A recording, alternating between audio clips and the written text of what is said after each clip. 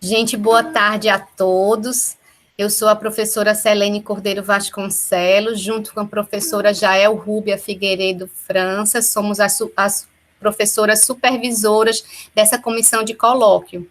A comissão de colóquio, ela tem um grupo de trabalho, uma equipe de trabalho muito especial, uma equipe de trabalho formada por estudantes que se dedicam e que são muito generosos comigo e com a professora Jael, para compartilhar o tempo dele conosco, o tempo deles conosco. É Paloma, é Vilena, é Felícia, é William. Eu vou esquecer de alguém, sempre esquece alguém, né, gente? Mas é uma equipe maravilhosa que Deus tem nos presenteado para trabalhar com eles. E hoje nós temos a satisfação de convidar a Kaline, que ela é psicóloga, ela é mestre em modelos de decisão e ela é doutoranda em psicologia social. Gente, a Kaline, ela se demonstrou uma pesquisadora e uma pessoa fantástica, porque a nossa palestrante, ela teve Covid. E aí a gente ficou bem preocupada como vamos garantir esse colóquio desse mês, porque esse evento, ele acontece todo mês e ele fica no link da biografia do PPGenf, que é o Programa de Pós-Graduação de Enfermagem da Universidade Federal da Paraíba. E esse link, ele vai estar gravado também, a aula de hoje vai estar gravado lá no canal de YouTube, que fica na página do PPGenf. Então, gente, a gente está sempre com esse cuidado de estar proporcionando esse espaço de conversa, de aprendizado. Esse colóquio, ele tem algumas regras, e uma das regras é que o palestrante, ele é um estudante de pós-graduação. Porque o PPGenf da UFPB, ele tem uma preocupação de estimular essa solidariedade do compartilhar de conhecimento. Quero dizer para vocês que Kaline não está ganhando R$1, mas o que ela está ganhando aqui não tem valor, porque ele é incomensurável, não tem um valor medido, que ela está partilhando conosco, Mastercard não compra. Então, o que eu desejo para vocês é que vocês tenham uma tarde agradável, de conversa, de troca de conhecimento. Kaline, você fica à vontade para fazer a tua apresentação, se você quiser fazer com perguntas compartilhadas durante a tua apresentação, ou se você quiser fazer perguntas no final, você fica à vontade, você vai gerir todo o seu tempo com relação a esse evento. E o que você precisar, nós estamos aqui, a gente tem a equipe de bastidores que estão cuidando da frequência, sim, um aspecto importante, esse evento, ele é certificado, mas só receberão certificado quem fizer a frequência, quem preencher o nosso Google Forms de frequência, porque é como a gente tem o controle de toda essa organização, tá? Por isso eu preciso da atenção de vocês, para vocês preencher o Google Forms. Então, fique à vontade, Kaline, pode começar a sua palestra. Você vai dando as diretrizes para a gente vai te apoiando. Obrigada, eu agradeço, né, o convite da Comissão de Colóquios do Programa de Pós-Graduação em Enfermagem da UFPB. Me sinto muito honrada em poder contribuir com o conhecimento acadêmico de vocês e espero agregar, né, mais informações que possam ajudar vocês na vida acadêmica, né, nos trabalhos. E eu vou compartilhar primeiro um slide inicial, pequenininho, né? Vamos ficar pouco no campo teórico e vamos partir logo para a prática no SPSS. Certo? Vou compartilhar aqui a tela. E, gente, podem perguntar em qualquer momento da apresentação, viu? Vocês podem me interromper durante a apresentação, porque a gente vai pegando o gancho do que está sendo apresentado no momento. Então, podem ligar o microfone e perguntar, certo? Porque vão ser realmente muitas informações, então deixar tudo para o final, talvez a gente perca alguma coisa, certo? Então, podem comentar, e alguém pode ler para mim as perguntas, ou pode ligar o microfone e intervir, tá certo? Então, vou começar aqui.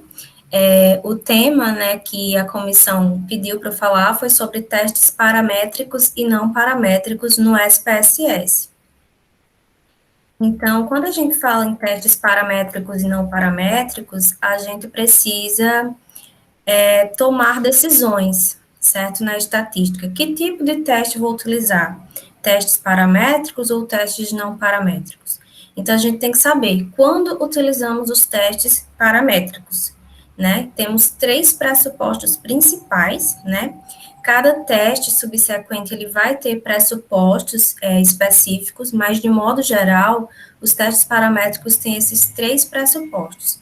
O primeiro pressuposto é o tipo de variável. Os testes paramétricos, eles trabalham com variáveis que são consideradas numéricas, que são números verdadeiros, que podem ser variáveis intervalares ou variáveis de razão. Outro pressuposto é que os dados, eles têm uma distribuição normal, né? Mais à frente eu vou explicar para vocês o que seria esse pressuposto da normalidade e como podemos testar isso no SPSS. E um terceiro pressuposto principal é o da homogeneidade de variâncias. Muitos testes de comparações de grupos e de condições requer, né, que as variantes dos grupos sejam similares para aumentar o poder dos testes. Então, temos esses 3 pressupostos que podemos testar e, garantindo esses 3 pressupostos, utilizaremos testes paramétricos. Mas como diferir, então, dos testes não paramétricos, né? Então, teremos tipos de variáveis nominais e ordinais para os testes não paramétricos, certo? Os testes não paramétricos, consequentemente, eles não vão poder assumir padrões de normalidade, que seria aquele segundo pressuposto, justamente porque eles não são números verdadeiros, eles são categorias, são nomes, são informações como sexo, como estado onde a pessoa mora, estado civil, certo? Escolaridade, que seria uma variável ordinal. Então, quando eu tenho variáveis categóricas, né, nominais ou ordinais, diretamente eu já vou utilizar estatísticas não paramétricas. E aqui tem algumas na tabela, que vocês podem tirar print, né, a título de consulta posteriormente. E minha tarefa meu desafio aqui vai ser mostrar para vocês o máximo de testes possíveis, certo? Nesse pouco intervalo de tempo que nós temos aqui. Já os testes não paramétricos são as variáveis de intervalares e de razão, certo? São aquelas que podem assumir padrões de normalidade, ou seja, elas usam a média como uma medida de tendência central, certo? E também temos alguns testes que vamos exemplificar hoje. E o que seria essa normalidade dos dados, né? Por que é necessário que os dados tenham essa distribuição normal? Porque os testes paramétricos, eles foram construídos, né, a matemática por dentro desses testes, eles foram construídos considerando a curva normal. E o que seria essa curva normal? Se eu pegar os dados que eu coletei, né, e gerar um histograma, né, essa distribuição, ela deve ser simétrica, ou seja, ela deve ser, como está aqui exemplificado ao lado, ela deve ter esse formato de sino, certo? E a média, moda e mediana, elas devem se coincidir, e uma característica importante é que a maioria das pessoas da minha amostra, ou das observações que eu tenho no meu experimento, elas estão em torno da média, certo? E eu tenho uma minoria de pessoas ou de observações que estão nos extremos, ou seja, com scores ou pontuações muito baixas ou muito altas, certo? E as curvas normais, elas nem sempre têm esse formato padrão que vemos aqui, né? Elas podem ser mais pontiagudas, mais achatadas. Isso vai depender da variabilidade dos meus dados, certo? Que aí a gente já entra na questão da homogeneidade de variâncias. Quanto maior a variância, mais achatada vai ser minha curva normal. Mas como saber se a minha distribuição é normal ou não? Eu vou só olhar no gráfico? Não, né? Tem alguns testes para a gente confirmar essa hipótese de que a nossa distribuição é normal, certo? A gente vai mostrar no SPSS como fazer esses testes de normalidade. E esses testes, diferente dos outros testes que a gente já viu, a gente deseja que o nível de significância seja acima de 0,05, porque a hipótese nula dos testes de normalidade é de que existe distribuição normal, e a hipótese de pesquisa é de que não existe distribuição normal.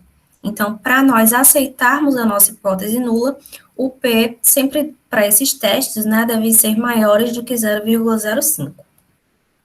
E existe o terceiro pressuposto, que é o da homogeneidade de variâncias. O que seria homogeneidade de variâncias? É que a variabilidade dos dados sejam similares entre grupos diferentes.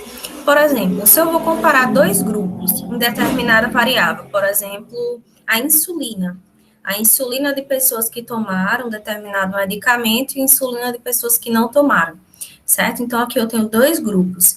Se esses grupos eles tiverem uma variabilidade diferente, por exemplo, como eu estou mostrando aqui nessa imagem, quer dizer que existe heterogeneidade de variâncias, o que não é algo bom para os testes paramétricos, certo? Os testes paramétricos, eles se tornam mais poderosos, digamos assim, quando a variabilidade dos grupos é similar, certo? Então, esse aqui é um exemplo de quando os grupos, eles têm variabilidade diferente. Então, o que é homogeneidade? É variâncias iguais ou similares entre os grupos. E para testar esse pressuposto, né, no SPSS nós temos esse teste, o teste de Levine, que assim como os testes de normalidade, é necessário que tenhamos um P maior que 0,05. Isso porque, quando esse teste foi construído, a hipótese nula é de que existe homogeneidade, e a hipótese de pesquisa é que não existe homogeneidade. Então, para a gente rejeitar a hipótese de pesquisa e aceitar a hipótese nula, o P deve ser um valor alto, certo? Nós vamos treinar essa interpretação quando eu estiver apresentando para vocês no programa. E aqui tem um fluxogramazinho, né, de quais os testes possíveis que podemos fazer, dependendo dos tipos de variáveis e dependendo da distribuição normal, certo? Também dependendo do número de grupos, do número de tempos que vamos ter nos nossos experimentos, por exemplo. Então, também a título de vocês consultarem posteriormente, se quiserem, esse material e tomar decisão para qual teste utilizar, certo? De modo geral, não existem só esses testes, mas muitos outros, né? O SPSS é um mundo, mas os testes principais que usamos aí na área de saúde, podemos observar que são testes de associação ou de correlação e testes de comparações, né? Os testes de associação ou correlação vão ser utilizados com variáveis categóricas, aí a gente tem o teste quadrado ou exato de Fisher, e variáveis contínuas ou discretas, que são variáveis de contagens, por exemplo, número de pacientes, número de observações. Essas variáveis que são numéricas, nós vamos investigar, né, se vão ter distribuição normal ou não, então vamos optar por correlação de Pearson ou correlação de Spearman, certo? Quando avaliamos testes de comparação, a gente tem que entender o que vamos comparar, né? São grupos diferentes, ou seja, um delineamento entre participantes, ou são pessoas do mesmo grupo que vão ser observadas duas ou mais vezes ao longo do tempo, que seriam os delineamentos dentre participantes, né? Sabendo o tipo de delineamento, nós vamos optar, né, pelo teste. Se for variáveis categóricas, podemos comparar observações ao longo do tempo com o teste de McNeema, quando eu tenho 2 tempos, ou o teste de Cochrane, quando eu tenho mais tempos, certo? E quando eu quero comparar aí essas medidas repetidas, que chamamos, e os dados são normais, nós utilizamos ou o teste de pareado ou a ANOVA de medidas repetidas. E quando os dados não têm distribuição normal, né, nós podemos recorrer aos testes não paramétricos de Wilcoxon ou ANOVA de Friedman. Já quando eu tenho um delineamento entre participantes, ou seja, grupos diferentes, onde eu apliquei, por exemplo, um experimento onde um grupo tomou determinado remédio e outro grupo tomou um placebo, né? Então, eu tenho grupos diferentes. Eu vou utilizar, né, dependendo do tipo de variável, comparações categóricas com teste quadrado novamente, ou vou utilizar com variáveis numéricas, né? O teste T independente e a ANOVA de uma via para dados normais, e o teste de Mann-Whitney ou Kruskal-Wallis para dados não normais, certo? Então, tem essa outra tabelinha aqui também que vocês podem tirar print a título de consulta depois, alguns testes paramétricos e seus substitutos não paramétricos, certo? Temos aqui o coeficiente R de Pearson, quando eu quero correlacionar duas variáveis numéricas, e o teste não paramétrico substituto seria o Rhodes-Spearman, o mais utilizado, certo? Quando eu quero comparar valores de uma amostra em relação a uma pontuação específica, eu tenho o teste T de uma amostra. O substituto dele seria o teste Wilcoxon para uma amostra. Quando eu quero comparar duas condições, ou seja, duas observações no mesmo grupo, eu tenho o teste T pareado. O substituto dele seria o teste de Wilcoxon.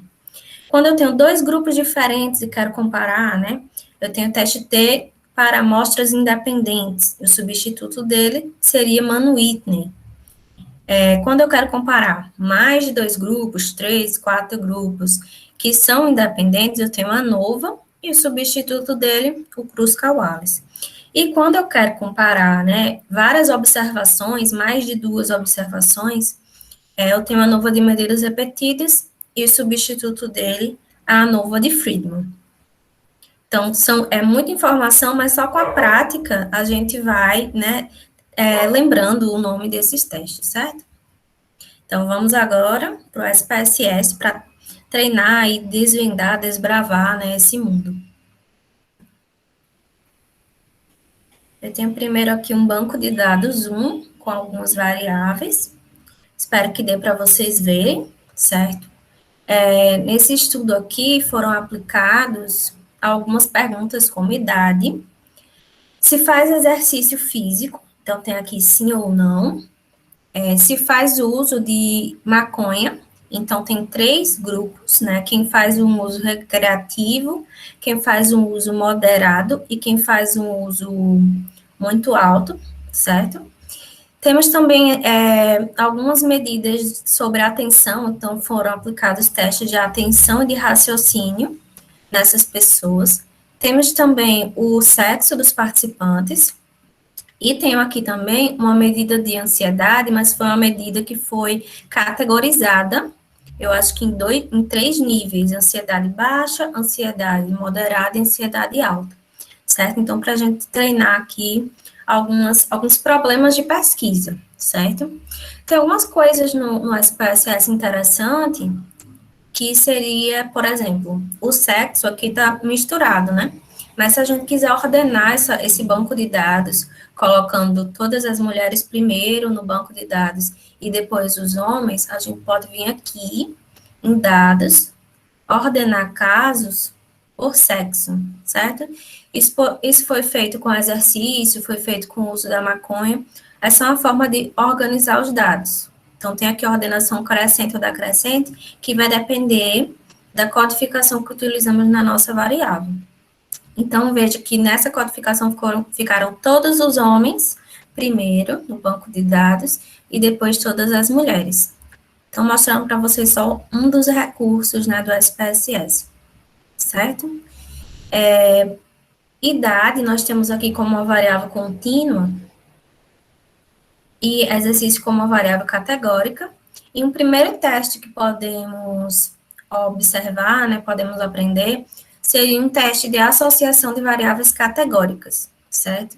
Então, eu posso pegar aqui 2 variáveis categóricas, que seria o exercício, se faz ou não, e o sexo, né? Perguntando qual seria o problema de pesquisa aqui.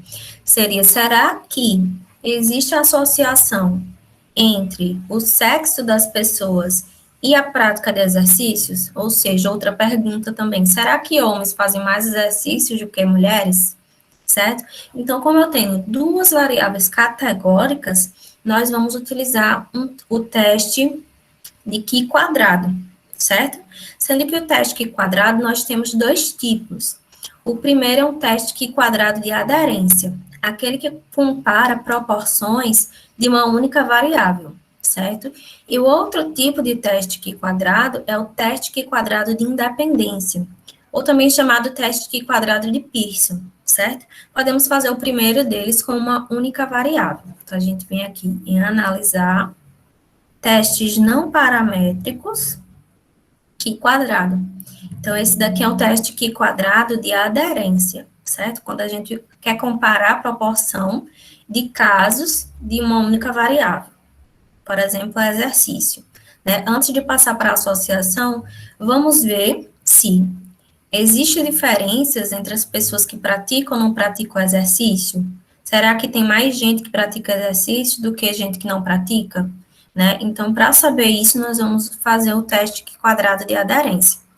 Esse teste, a gente pode considerar que todas as categorias são iguais, ou seja, 50% das pessoas fazem, 50% não fazem. E aí o teste vai comparar com esse valor esperado, né? Ou a gente pode colocar aqui em valores a porcentagem que a gente espera, né? De acordo com estudos anteriores que nós observamos, a gente pode identificar, por exemplo, que 25% da população não faz exercício e 75% da população faz, certo? Então, a gente viria nessa janelinha aqui para colocar isso. Mas eu vou considerar que todas as categorias são iguais e comparar para ver se há diferenças entre quem faz exercício e quem não faz, certo? Então, a gente pode pedir o descritivo aqui.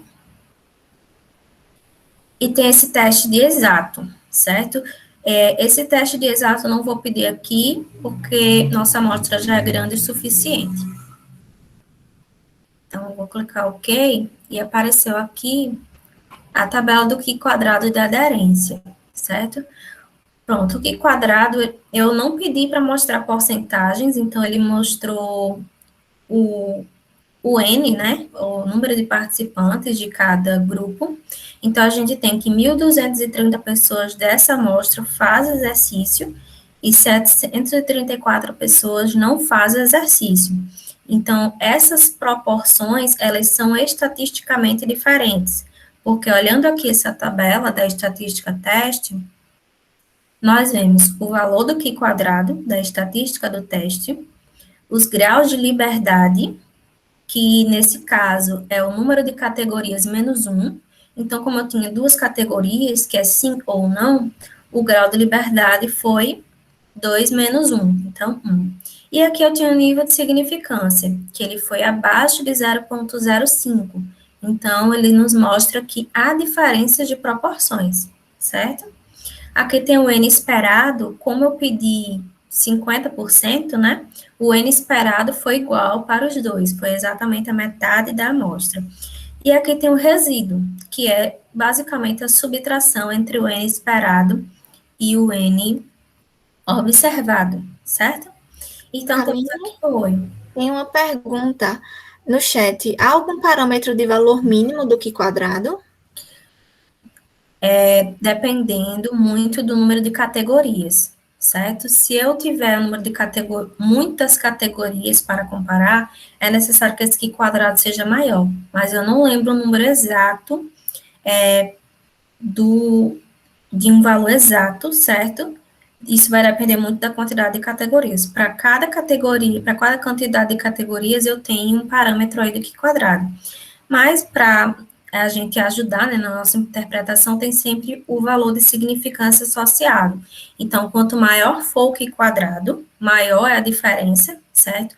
E quando o nível de significância é significativo, então essa diferença, ela é estatisticamente significativa, ou seja, há uma chance de maior que 95% dessa diferença ocorrer de fato na população. Então, temos essa ajuda aqui do nível de significância. Mas existem, sim, parâmetros, mas eles variam muito em relação à quantidade de grupos, certo? Então, obrigada pela pergunta. Espero ter ajudado. Outro teste Qi quadrado que nós podemos fazer seria o teste Qi quadrado de independência, que seria aquele onde eu associo duas variáveis, certo? Será que duas variáveis estão associadas? Então, para fazer esse teste, eu posso vir aqui em analisar, estatística descritiva e tabela de referência cruzada. Então, eu tenho aqui, vou escolher duas variáveis categóricas, que seria o exercício, certo? Posso colocar em linha, e o sexo, a coluna. Para esse teste, não há diferenças se eu coloco o que eu coloco em linha ou em coluna, certo? Mas quando eu tenho uma variável que ela é de desfecho, por exemplo, um resultado positivo e negativo em algum teste, se tem ou se não tem determinada doença, é mais interessante que essa variável ela fique na coluna, certo? Essa variável de desfecho. Nós vamos pedir aqui estatísticas e vamos pedir o Q quadrado, certo? Uma medida de tamanho do efeito do teste Q quadrado é esse V de Kramer e φ, certo?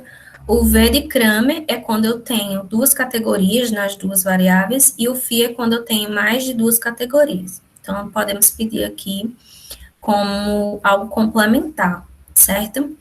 Algo muito interessante nessa janela do Q quadrado também são esses testes aqui, ó.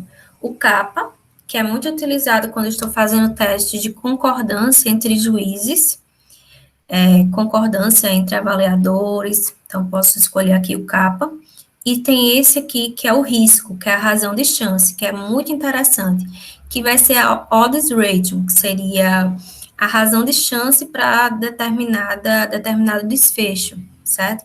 Então, quando eu tenho, por exemplo, uma das variáveis que são algum desfecho, por exemplo, determinada doença, se algum teste é positivo ou negativo, eu posso pedir a odds ratio aqui em risco, certo? Para me indicar, para determinados grupos, quanto que aumenta a chance de ter ou não ter determinada doença, certo? Então, eu posso clicar aqui em risco para me dar essa informação, bem interessante. Mas como a gente está trabalhando com um problema de pesquisa mais simples, eu não vou pedir. Aqui em células, eu posso pedir as porcentagens. Então, eu vou pedir porcentagem na linha e na coluna, certo? E somente. Vou pedir só isso porque a gente está trabalhando com um problema muito simples, que é de associação de duas variáveis, e as duas variáveis, elas são dicotômicas. Então, vou clicar em OK. Então, já saiu aqui o resultado. Eita, não saiu do teste Q quadrado. Saiu só a tabela de contingência. Vou pedir novamente para ver o que foi que aconteceu. Estatística descritiva, tabela de referência cruzada. Ah, não estava marcado. A gente tem que apertar em continuar para conseguir selecionar as opções. Pronto, agora saiu tanto a tabela de tabulação cruzada, né, quanto a tabela do teste Q quadrado. De cara, nós já vamos olhar se foi significativo essa associação, porque se não foi, nem vale a pena a gente continuar olhando a tabela, certo? Então, eu tenho aqui o valor do teste Q quadrado, o valor bem alto, porque essa amostra é muito grande, e é um banco fictício, então temos aqui que as variáveis estão realmente muito associadas, e eu tenho aqui o nível de significância, certo? E foi significativo, dizendo que existe uma associação entre sexo e a prática de exercício físico.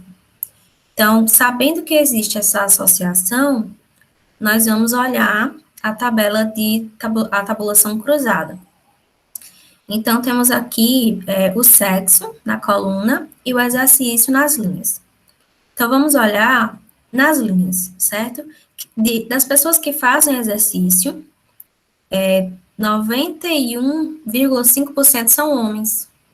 Então, aqui a gente já tem um indicativo de uma diferença entre homens e mulheres na prática de exercício físico, certo? Só 8,5% dessa amostra, mulheres, né, fazem exercício físico.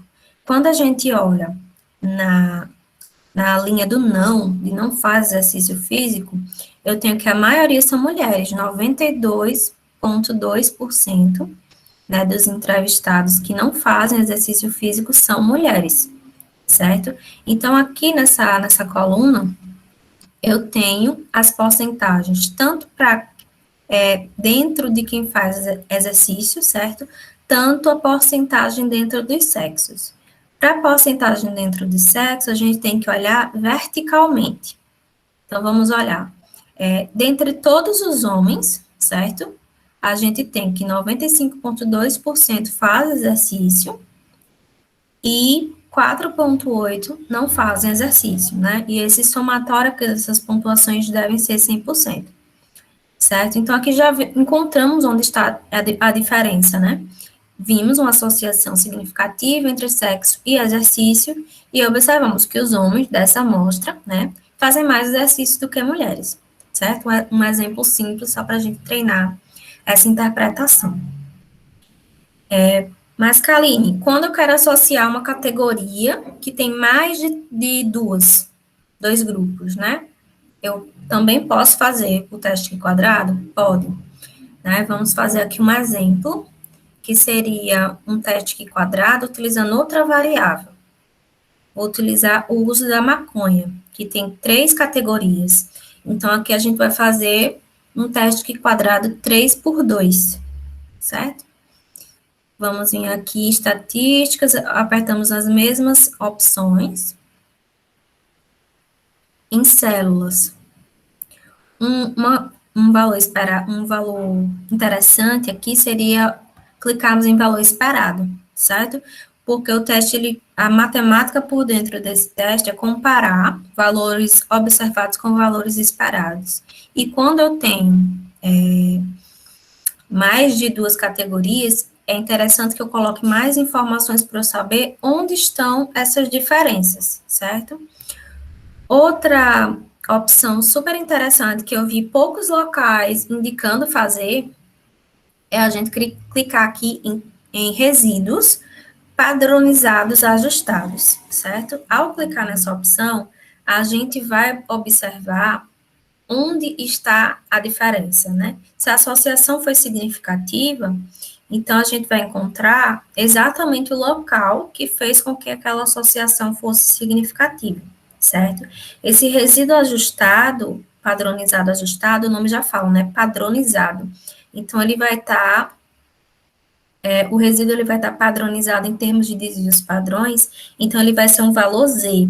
E esse valor Z, ele tem um critério que ele seja acima de 1,96, certo? Como o SPSS, ele arredonda os valores, então a gente vai utilizar acima de 2. Então, resíduos ajustados acima de 2 vai dizer que naquele local específico existe a diferença estatisticamente significativa, certo? Então, vamos aqui continuar e ok. Então, aqui eu tenho uma tabela um pouco maior porque eu utilizei 3 categorias. Então, eu tenho aqui o uso da maconha e tenho a prática de exercício, certo? Primeiro, eu vou olhar se deu significativo. Então, aqui eu tenho o valor do Q quadrado, o valor dos graus de liberdade e o p-valor. Foi significativo, então quer dizer que existe uma associação entre fazer exercício físico e o uso da maconha, certo? Então, podemos olhar em quem faz exercício, certo? A gente olha a maior porcentagem, por exemplo, 35,9% das pessoas que fazem exercício físico usam a maconha de forma recreativa, certo? Enquanto que 17,9% das pessoas que fazem exercício físico usam maconha mais de 3 vezes por semana, ou seja, de forma intensa, certo? Então, aqui a gente tem a porcentagem, mas temos também a contagem, que é o número de participantes, temos a contagem esperada, que é o valor calculado pelo teste como o número de participantes esperados para essa categoria, e tenho também a porcentagem em uso de maconha. Então, essa porcentagem em uso de maconha, a gente tem que olhar verticalmente, certo? Se olharmos verticalmente, nós vamos ver que, dentre aquelas pessoas que usam maconha apenas uma vez por semana, de forma recreativa, 84,5% elas fazem exercício físico, certo? E se eu for olhar aqui do outro lado, né, eu posso explorar ao máximo a tabela e olhar que entre aquelas pessoas que usam maconha de forma intensa, mais de 3 vezes por semana, a maioria, 60,5%, não fazem uso da maconha, certo? Mas 30,4% fazem uso da maconha. Então, aqui a gente tem muitas porcentagens, mas vamos identificar onde está a diferença estatisticamente significativa, né? Onde está a associação que fez com que esse teste deu significativo. A gente deve olhar aqui em resíduos ajustados. Aqueles resíduos que forem acima de 2, arredondando 1,96, independente do sinal, certo? Existe uma diferença estatisticamente significativa. Então, a gente tem aqui alguns resíduos que estão abaixo de 2, então 1,3. Então, nessa célula aqui não há diferença estatisticamente significativa. A diferença está, né, nesses resíduos ajustados maiores do que 12, certo? 12 menos 12,1. Então, quer dizer que a diferença está entre as pessoas que fazem exercício físico apenas e usam maconha de forma recreativa, certo? E nas pessoas que usam maconha de forma mais intensa. Então, é aqui que está a diferença entre os grupos que causou a associação significativa. Só uma coisa que eu esqueci de avisar é que o teste exato de ficha também é outro teste, certo? Que pode ser utilizado, mas ele é um teste substituto do teste Q quadrado, quando eu tenho um pressuposto que ele é quebrado, certo? Um pressuposto do Q quadrado é que eu tenha mais de 20% dos casos, certo? Com valores esperados acima de 5%. Ou seja, eu não posso ter células aqui com valores muito baixos, certo? Com contagens muito baixas e com valores esperados abaixo de 5%. Isso acontece quando eu tenho amostras muito pequenas, ou seja, amostras abaixo de 25 pessoas, certo? Então, quando eu tenho amostras muito pequenas, é preferível já utilizar o teste exato de Fischer, certo? Que eu vou pedir na mesma aba do teste Q quadrado, certo? Eu vou pedir aqui essa opção, na verdade, a opção exato, certo? E quando eu pedir essa opção exato, ele vai nos informar o exato de Fischer, certo? O exato de Fischer ele também pode ser apresentado na tabela sem a gente pedir, certo? Quando o próprio programa ele detecta que existem células que têm um valor esperado abaixo de 5%, certo? Então, nesses casos, o próprio teste ele vai nos informar e vai rodar o exato de Fischer para a gente, certo? Kaline, mais uma pergunta no chat. Esse 12 do valor ajustado é um valor fixo ou próprio deste banco de dados? Do valor ajustado, o valor fixo para resíduos ajustados é acima de 2, certo?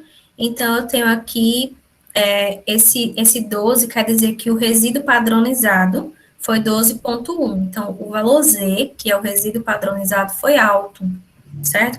E ele quer dizer o quê? Que a diferença entre o valor esperado, houve uma diferença entre o valor esperado, a contagem esperada e a contagem verdadeira, certo? Vamos treinar essa interpretação aqui para ficar mais claro. Quando existe uma diferença entre a contagem, né, observada e a contagem esperada, então quer dizer que vai existir uma diferença significativa, certo? Vamos olhar aqui nesta primeira célula, né? Pessoas que fazem exercício físico e que usam maconha de forma recreativa, certo? Então, eu tenho que o valor esperado é 327, certo? Mas o valor observado, que é a contagem real, o que existe no meu banco de dados, é 442. Então, o que é que a gente vê aqui? Que o valor observado é maior que o valor esperado. Logo, quer dizer que pessoas que usam maconha de forma apenas recreativa fazem mais exercício físico, certo?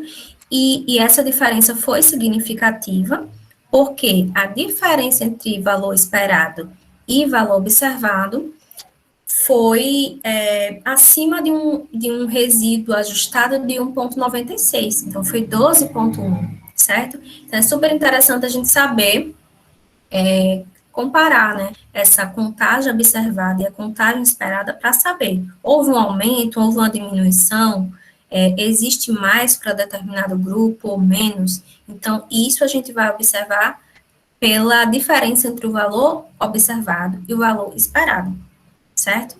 Então, aqui foi 12 porque realmente foi um valor de resíduo ajustado muito alto, mas ele sendo acima de 2 já é significativo, certo? Sim. Então, vamos seguindo aqui. Olha, esse teste também nos deu, né, além dele dar o nível de significância, da gente descobrir onde está a associação significativa, né, ele também dá uma medida de tamanho de efeito. Então, essas medidas de tamanho do efeito, temos aqui o Phi, certo? E o V de Kramer. Então, elas não têm um consenso na literatura de quão alto deve ser, certo? Mas se a gente comparar com outros tamanhos de efeito, a gente vê que foi um tamanho de efeito aqui moderado, certo? 0,34. Então, além da gente reportar no nosso artigo, né, o Q quadrado, o valor do Q quadrado e o nível de significância, a gente também pode reportar o tamanho do efeito também, certo? De forma complementar. Porque existe na estatística mais atual um grande debate sobre o nível de significância. O nível de significância, ele geralmente ele dá muito baixo quando tem amostras maiores. Mas aí fica a pergunta, né? Foi significativo, mas será que essa diferença, essa associação é importante? Então, para responder isso, a gente tem as medidas de tamanho de efeito, que nos dá, né, essa informação de forma complementar. Qual o tamanho do efeito dessa associação? Ou qual o tamanho do efeito dessa diferença, né? Então, sempre nos estudos mais atuais, a gente está vendo, né, tanto o nível de significância como o tamanho do efeito também, certo?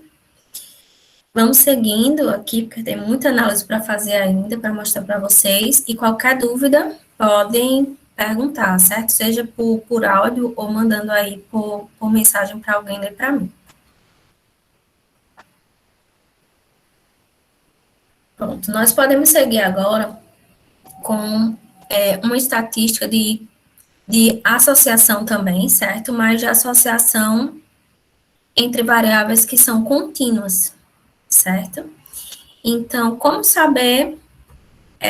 então, eu tenho uma variável que ela é contínua. Por exemplo, atenção, raciocínio, idade. Essas variáveis são consideradas contínuas porque elas podem assumir vários valores aí num dado intervalo, certo?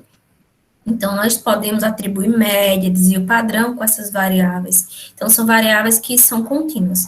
Primeiro, eu preciso saber se tem uma distribuição normal ou não, para saber qual teste de correlação eu vou utilizar, certo? Então, eu vou mostrar para vocês aqui como fazer esse teste de normalidade para a gente tomar a decisão de qual tipo de teste a gente vai utilizar. Uma correlação paramétrica ou uma correlação não paramétrica. Então, para fazer esse teste de normalidade, a gente vem aqui em analisar estatística descritiva e vem explorar. Vejam que no explorar, não sei se dá para ver, mas quando vocês abrirem o programa aí, tem uma curvinha normal aqui, certo? Que já ajuda a gente a lembrar onde que faz esse teste, certo? Então, suponha que eu quero correlacionar a idade com a atenção, né? Tem a hipótese aí de que o nível da atenção das pessoas está correlacionado com a idade, certo? Então, eu vou testar a distribuição normal dessas duas variáveis, que são aqui contínuas no meu banco de dados, certo? Mas para fazer esse teste de normalidade, eu preciso vir aqui em gráficos. Então, eu vou clicar aqui em gráficos de normalidade com testes, certo? Ao clicar nele, eu posso seguir, que vai sair aqui várias tabelas, certo? Eu tenho aqui uma tabela, apareceu, na verdade, duas tabelas. Uma tabela para a idade e uma tabela para a atenção concentrada, certo? E aqui eu tenho vários valores, como média, mediana.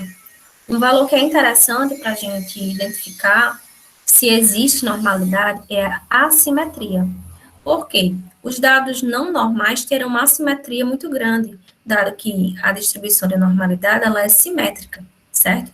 Então, se eu tiver uma assimetria acima de 1,5, acima de 2, eu já tenho que é um indicativo de não normalidade, certo? Mas, para saber realmente testar a hipótese de normalidade, eu posso olhar apenas nessa tabela aqui, ó, testes de normalidade, certo? Nessa tabela vão aparecer dois testes de normalidade. O teste de normalidade Kolmogorov-Smirnov e o teste Shapiro-Wilk. E lembra que eu falei que esses testes é necessário que o p-valor ele seja acima de 0,05 para considerar normal. Então, aqui a gente vê que o sig desses testes foi abaixo de 0,05. Então, quer dizer que os meus dados, eles não têm distribuição normal, certo? Então, já é aqui uma limitação para os meus testes paramétricos, dependendo do teste que eu vou utilizar, certo? E qual teste escolher? Kolmogorov-Smirnov ou Shapiro-Wilk? Né? Eu vejo que o teste de Shapiro-Wilk, ele é o mais utilizado porque ele é mais confiável, certo? Mas também uma divisão em relação ao número da amostra. O teste de Shapiro-Wilk, ele é mais utilizado quando eu tenho amostras menores que 50, e o Kolmogorov-Smirnov quando eu tenho amostras maiores do que 50, certo? Então, se eu quiser escolher qual teste reportar, eu posso utilizar esse critério do tamanho da amostra, certo? E a única coisa que eu preciso reportar é o nível de significância. Se ele deu significativo, então quer dizer que não há normalidade, certo? Então, também saem outras coisas. Esse aqui é um diagrama de cauda de folhas, que ele é tipo um histograma deitado, certo? Então, a gente vê esse histograma assimétrico. E a gente... Oi. Tem uma pergunta no chat de Giovana. Ela pergunta: como posso determinar, então, o tamanho de efeito? Qual é o valor que se tem como base? Pronto. O valor que se tem como base em alguns livros, né, como, por exemplo, o Andy Field, que é um livro Descobrindo a Estatística com SPSS, ele diz que para a área de humanas, que é a minha área, né, e para a área da saúde também, o tamanho do efeito esperado é que ele seja acima de 2, para ser um efeito baixo, certo? Em torno de 0,3, 0,4 no efeito moderado, e acima de 0,50 já é um efeito forte, certo? Mas vai depender muito da área da pessoa. Se a pessoa for da área de exatas, um tamanho de efeito de 0,20 é um efeito muito baixo, certo? Então, dependendo da área, né, de conhecimento da pessoa, a gente vai ter parâmetros diferentes. Mas temos que alguns pesquisadores, como o Andy Field, ele diz que acima de 50 é alto. Outros livros temos que acima de 0,70 é considerado um tamanho de efeito forte, certo? Então, vai depender muito da literatura que você está se baseando. Então, aqui a gente viu que não existe normalidade, certo? Eu tenho aqui esses valores aqui, ó, nesse gráfico box plot, que esses valores indicam valores muito baixos, certo? Porque eles, muito altos, aliás, veja que eles estão acima do intervalo aqui, interquartílico do gráfico, fazendo com que essa distribuição ela seja assimétrica, certo? Então, o que é que nós vamos fazer quando eu tenho né, variáveis que elas são contínuas, eu tenho um banco de dados que ele é muito grande, como esse, tem quase 2.000 pessoas, eu tenho duas opções. Ou eu faço estatísticas não paramétricas, certo? Porque tem esse pressuposto da normalidade, ou eu posso fazer uma transformação dos meus dados, certo? Vamos recorrer primeiro à estatística não paramétrica. Então, para fazer a estatística não paramétrica, para correlacionar essas duas variáveis, a gente vem aqui, correlacionar bivariável. Então, as variáveis que eu quero correlacionar é a atenção e a idade, certo? Mesmo sabendo que não deu normal. Eu posso pedir na mesma aba a correlação paramétrica e a não paramétrica. Eu tenho aqui a correlação de Pearson, que é a paramétrica, e a correlação de Spearman, que é a mais utilizada, não paramétrica, certo? Eu tenho aqui também o tal de Kendall, mas ele é muito pouco utilizado e ele é mais utilizado em bases de dados muito grandes, certo? Tem essa diferenciação do Spearman. E eu posso clicar em OK. Quando eu clico em OK, vai aparecer a minha estatística, certo? A minha correlação de Pearson, que seria paramétrica, e a minha correlação de Spearman, que seria não paramétrica. Então, geralmente elas dão parecidas, certo? Mas a correlação de Spearman, ela pode ser mais poderosa quando eu tenho uma base de dados menor, certo? Então, ela consegue detectar uma correlação significativa quando eu tenho um número de participantes reduzidos, por exemplo. Então, aqui a gente aparece a tabela de correlação, que é uma matriz, certo? Uma matriz espelho, porque a gente tem aqui uma diagonal, né? E os mesmos valores acima e abaixo dessa diagonal. Então, o que é que eu tenho que olhar? O encontro das variáveis, né? Eu tenho aqui a atenção concentrada correlacionada com a atenção concentrada dá 1, porque eu tenho a mesma variável, certo? E a atenção concentrada correlacionada com a idade deu menos 0,098. E o SPSS, ele já me indica quando a correlação ela é significativa. Ele coloca 2 asteriscos do lado do coeficiente de correlação, indicando que essa correlação tem um nível de significância abaixo de 0,01, né? Eles dão esse ponto de corte aqui para avisar para a gente se essa correlação ela foi significativa. Foi significativa, foi uma correlação muito baixa, certo? Mas foi significativa, pode ter sido, né, justamente porque eu tenho uma amostra muito grande. Então, quanto maior a amostra, maior a quantidade de chances de obter resultados significativos. E eu tenho que essa correlação, ela é negativa. Então, quando eu tenho uma correlação negativa, como é que eu interpreto ela? A correlação negativa indica que as variáveis elas estão caminhando em sentidos opostos. Ou seja, quando uma variável aumenta, a outra diminui, certo? Então, colocando para esse exemplo aqui, quanto maior a idade da pessoa, menor a atenção da pessoa. Vejam que as variáveis estão caminhando em sentidos opostos, certo? Ou vice-versa, quanto maior a atenção que a pessoa tem, menor a idade, certo? Então, aquelas pessoas, por exemplo, mais jovens, têm maior capacidade de atenção, certo? A gente sabe que essa correlação é só para exemplificar, certo? E a gente pode reportar assim, que o R deu menos 0,09, foi significativo, e foi uma correlação negativa, ou seja, quanto maior a atenção, menor a idade.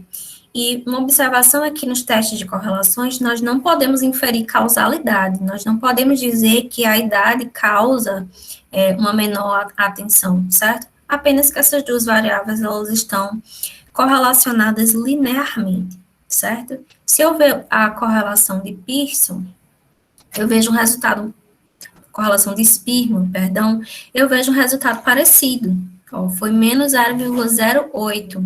Então, foi muito parecido, indicando a mesma coisa, né? Uma correlação negativa, quanto maior a atenção, menor a idade, ou vice-versa, certo? Então, temos aqui uma exemplificação de dois testes, um deles é paramétrico, que é a correlação de Pearson, e o outro é não paramétrico, que é a correlação de Spearman. Mas tem algumas pessoas que querem, né, realmente fazer uma correlação paramétrica. Eu quero fazer um teste paramétrico, eu tenho uma amostra muito grande, então o que é que eu posso fazer? Eu posso fazer uma transformação dos meus dados, certo? Como que eu posso fazer essa transformação? Eu posso transformar a minha variável de maior interesse em logaritmo, certo? É muito utilizado quando eu tenho variáveis do tipo tempo, tipo variáveis que têm alta variabilidade, então elas são mais sensíveis de de dar padrões de assimetria, certo? Por exemplo, dinheiro, valores assim, que realmente tem muita variabilidade. Então, eu posso fazer uma transformação dos meus dados. Como? Transformando em logaritmo, certo? Ao transformar em logaritmo, eu vou fazer com que os dados eles tenham uma distribuição mais próxima do normal e posso fazer minha análise, né, normal, utilizando a minha variável logaritmizada, certo? Como é que a gente faz? A gente vem aqui em calcular a variável, e a gente pode colocar o nome da variável, log, por exemplo, log idade, certo? Por exemplo. Então, a gente vem aqui na opção de grupos de funções aritmética e vem aqui em log de 10. Então, pega essa setinha e escolha qual a variável que eu quero logaritmizar. Qual a variável que eu quero deixar uma distribuição mais próxima da normal. Então, eu vou pegar aqui idade e eu clico em OK. Ao fazer isso, o banco de dados me dá uma nova variável, certo? Log de idade. Então, esse valor está transformado em logaritmo. Então, ele vai ter uma distribuição mais próximo do normal. E eu posso utilizá-lo em substituto nas minhas análises, certo? Aqui uma dica extra, se vocês quiserem fazer testes paramétricos, mesmo quando a distribuição ela não é normal, certo? Então, aqui uma dica apenas, mas vamos seguir. Então, aqui eu mostrei para vocês quando eu quero associar ou quando eu quero correlacionar, certo? Mas quando eu quero comparar condições ou comparar grupos, certo? Então, já vai aí outra família de testes, certo? De testes de comparação. Então, eu posso perguntar aqui no meu banco de dados se existe diferença, por exemplo, de raciocínio entre homens e mulheres, certo? Se existe diferença de atenção entre pessoas que fazem uso da maconha, certo? Se eu for fazer uma comparação entre homens e mulheres, eu tenho apenas 2 grupos, certo? Então, eu vou fazer teste T independente ou teste de Mann-Whitney, que seria o substituto não paramétrico, certo? Então, eu vou mostrar para vocês essas duas opções, a paramétrica e a não paramétrica, quando eu quero comparar 2 grupos. Então, vamos lá. Vou iniciar primeiro com a paramétrica, certo? Então, a gente vai comparar médias, teste T para amostras independentes. Então, vamos dizer que eu queira comparar o raciocínio de homens e mulheres, certo? Ao passar o sexo para a variável de agrupamento, eu preciso definir os grupos. Quando eu for definir esses grupos, eu tenho que saber qual foi a codificação que eu usei. Se eu usei 1 ou 2, se eu usei 0 e 1, certo? Nesse banco de dados foi 1 e 2. Então, eu vou aqui 1 e 2. E posso pedir apenas isso, certo? Outra dica muito interessante é que quando eu não tenho distribuição normal, ou eu posso logaritmizar, ou eu posso fazer um bootstrapping, certo?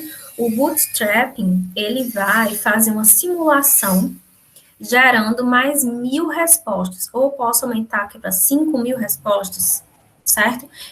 É como se fosse aumentar o meu banco de dados com base em simulações, em amostras aleatórias.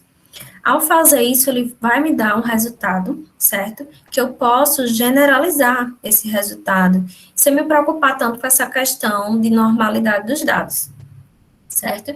Então, eu vou clicar aqui, mas ao clicar pode demorar um pouco para rodar, certo?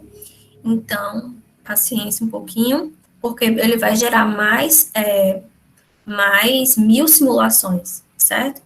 Só para vocês terem essa nova ferramenta, para quem não sabe, sobre o bootstrapping, certo? Esse bootstrapping, enquanto roda, ele vai me dar valores também de intervalo de confiança de 95% para todas as estatísticas que aparecerem, certo? Então, eu tenho aqui, ó, as estatísticas do teste e os intervalos de confiança do bootstrapping, certo? Então, com essa ferramenta do bootstrapping, vocês podem fazer generalizações, certo? Maiores justamente com esse critério de aleatorização, de simulações de bancos de dados. Então, vamos aqui começar a interpretação do teste T, né? Quando eu quero comparar 2 grupos. Então, o teste T, ele primeiro nos dá estatísticas descritivas, certo? Então, ele vai me dar aqui a média de homem e a média das mulheres, assim como o desvio padrão também, certo? Então, eu tenho aqui que a média de raciocínio dos homens é 20,66 e das mulheres é 20,52. Então, a gente vê aqui que não tem tanta diferença olhando apenas para as médias, certo? O desvio padrão foi 4,74 para os homens e 4,75 para as mulheres.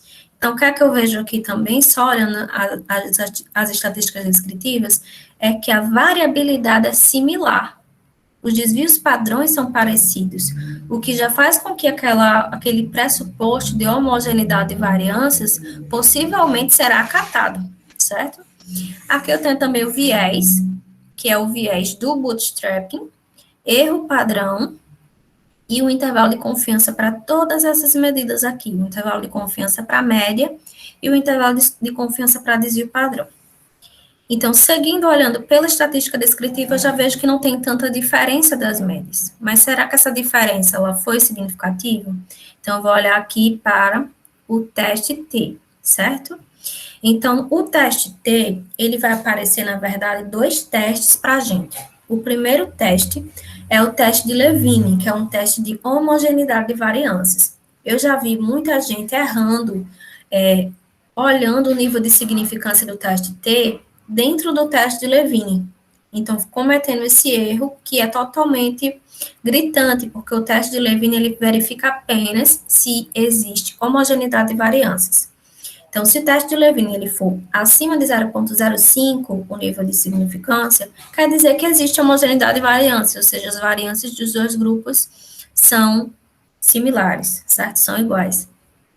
E esse teste do Levine, ele está aqui justamente para a gente decidir se a gente olha o valor do teste T para variâncias iguais ou para variâncias não iguais, certo? Quando esse valor de sig, ele dá abaixo de 0,05, vai me dizer que não existe homogeneidade de variâncias. Então, eu vou olhar nessa linha de baixo, onde ele vai fazer uma correção dos meus dados, para quando essa homogeneidade ela é violada, certo? Então, quando esse sig ele der baixo, eu vou olhar para a linha de baixo, certo? A linha de variâncias iguais não assumidas. Como esse sig ele deu alto, ou seja, ele deu acima de 0,05, quer dizer que existe homogeneidade de variâncias, então eu vou olhar para a linha de cima, certo? E o que é que eu preciso olhar? Eu preciso olhar o valor do teste T, certo? Quando esse teste T ele é abaixo de 1, geralmente ele dá um resultado não significativo, certo? E eu tenho aqui os graus de liberdade. Os graus de liberdade do teste T é o número da amostra menos 2, certo? Menos 2, porque a gente tem 2 grupos que são o sexo, né? Feminino e masculino. E aqui eu tenho o nível de significância, que não foi significativo. Isso quer dizer que não existe diferenças de raciocínio entre homens e mulheres, certo? Essa seria a interpretação aí do teste T. E aqui eu tenho a diferença média. Essa diferença média é basicamente uma média menos a outra, aquela que estava lá acima, na tabela de cima. Tenho aqui o erro padrão para essa diferença, e aqui eu tenho o intervalo de confiança também para a diferença, certo? Quando esse intervalo de confiança, ele passa pelo zero, certo? A gente tem aqui, quando o valor é negativo e o outro é positivo, então quer dizer que o intervalo ele passa pelo zero. Quando ele passa pelo zero, quer dizer que a diferença entre os dois grupos pode ser zero. Então, não existe diferenças entre os dois grupos, certo? Então, a gente pode olhar, né, se há diferenças tanto pelo nível de significância, quanto pelo intervalo de confiança.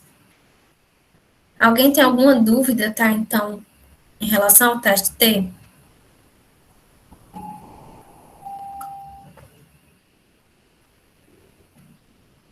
Pode prosseguir, Kaline. Até agora ninguém colocou nada no chat. Pronto.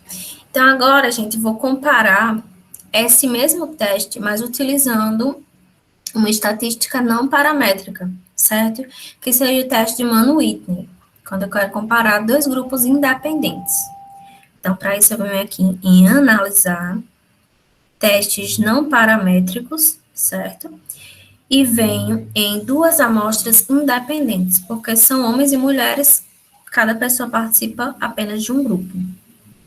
E já está selecionado aqui o teste Wiedemann-Whitney, certo? Esse teste Wiedemann-Whitney, em alguns livros ou em alguns outros programas, ele também é chamado de teste da soma de Wilcoxon, certo? Não vou utilizar o nome Wilcoxon porque tem outro nome, outro teste com o mesmo nome, então vai gerar confusão. Mas se vocês verem esse nome, soma de Wilcoxon, então está se referindo a uma comparação de grupos independentes, certo? Então tem esse aqui, teste de Mann-Whitney, e eu posso utilizar a atenção ou o raciocínio. Vamos testar a atenção? Então, a atenção em relação ao sexo, certo? 2 grupos. E eu preciso também definir quem são esses grupos. São o grupo 1 e 2. Aqui em opções eu posso pedir descritiva, mas não vai ser muito informativo. E só, certo? Então, vamos clicar para ver. Então, o teste de Mann-Whitney, ele apareceu essa estatística descritiva, mas ele não me deu uma estatística descritiva separada por grupo, que era o que eu queria, certo?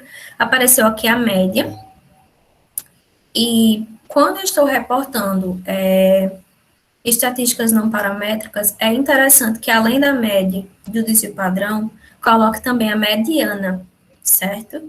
E não sei se alguns de vocês já ouviram falar, por exemplo, os testes não paramétricos, eles fazem comparações de medianas.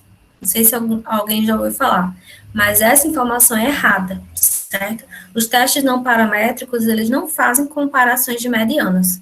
Nesse teste específico, ele vai fazer uma comparação de rankings. Ele vai pegar todas as pontuações, colocar numa ordem, certo?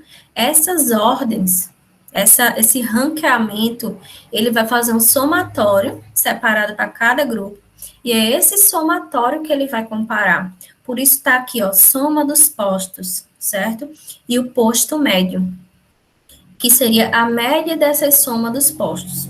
Então, o grupo que tiver a maior soma dos postos, que seria a somatória daquela ordenação que foi feita, é maior aquela variável naquele grupo, certo? Então, a gente vê aqui que tem uma maior soma dos postos nos homens, tá vendo?